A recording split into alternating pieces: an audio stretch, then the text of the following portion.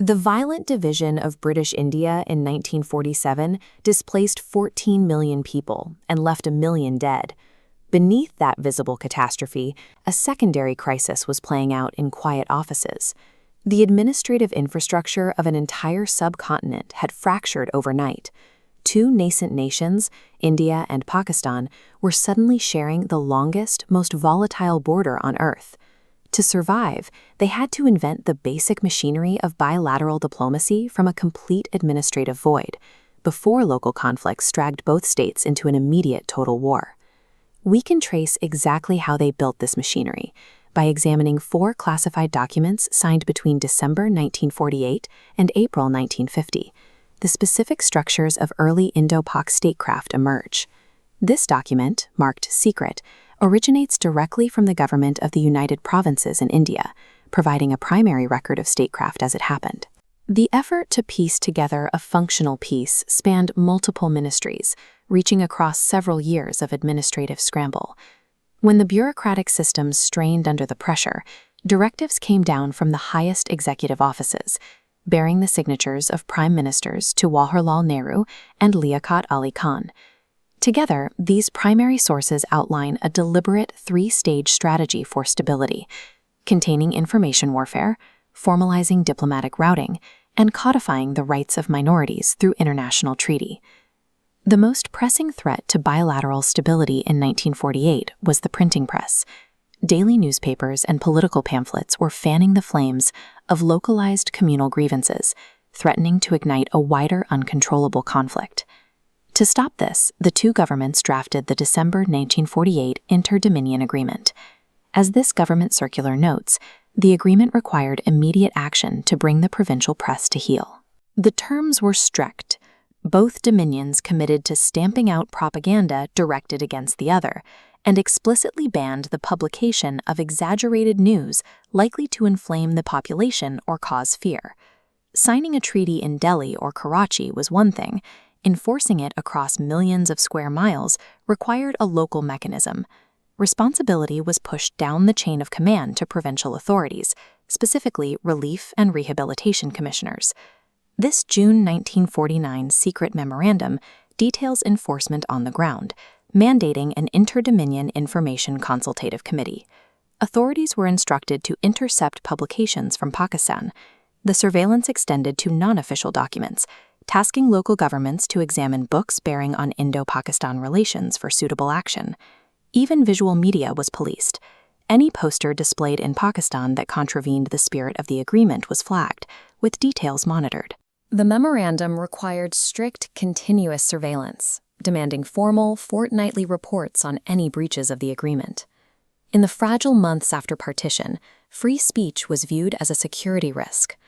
Early Indo-Pak censorship served as a mutually agreed-upon diplomatic mechanism designed to starve communal violence of its oxygen before it could cross the border.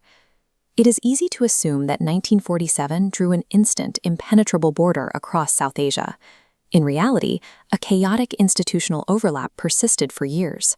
Partitioned provinces like West and East Bengal continued direct administrative correspondence with one another across the new international divide well into 1949.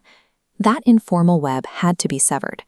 In April 1949, the Ministry of External Affairs issued a mandate forcing all inter-dominion communication to follow established diplomatic practice. The new policy created a deliberate choke point. All correspondence between the two independent governments now had to route strictly through the Ministry of Foreign Affairs and the respective high commissioners. The mandate explicitly stated that even routine administrative matters regarding partition implementation must be routed through the High Commissioner for India in Pakistan. Direct provincial diplomacy was outlawed. The document leaves no room for ambiguity. There shall be no direct correspondence between a provincial government in India and the central government of Pakistan. Subordinate authorities were also banned from communicating with their opposite numbers across the border. This 1949 memorandum marks the moment the bureaucratic border hardened. By severing direct provincial ties, it forced the reality of two distinct, sovereign national governments into daily administrative practice. By early 1950, severe communal riots erupted again in Bengal and Assam.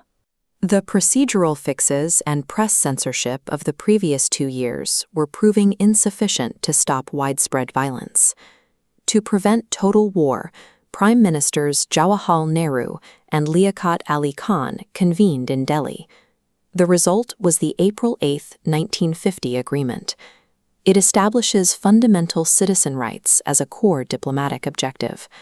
Section A lays out the core guarantee. Both governments solemnly agreed to ensure minorities complete equality of citizenship, irrespective of religion. The agreement detailed mechanics for restitution, setting a firm deadline of December 31, 1950, for returning property. It directly targeted riot violence, stating forced religious conversions would not be recognized. Furthermore, governments committed to recovering looted property and abducted women. What separated the Delhi Pact from earlier declarations was its enforcement mechanism. Section F established joint minority commissions, embedding representatives from both communities directly into the oversight process. The 1950 Pact represented the realization of a necessary post-partition strategy. Both states recognized that survival required turning minority protections into an enforceable mutual treaty. In the span of 30 months, India and Pakistan suppressed localized political pamphlets in 1948, funneled chaotic provincial cables through centralized high commissions in 1949, and signed sweeping human rights treaties in 1950. These were not isolated reactions. They functioned together as a unified system of conflict resolution, combining information control, diplomatic routing, and minority oversight. The stabilization of South Asia after the violence of partition required a highly engineered, iterative process of trial and error between two new governments learning how to coexist. The immediate invention of bilateral bureaucracy to prevent mutual annihilation remains the defining administrative legacy of partition.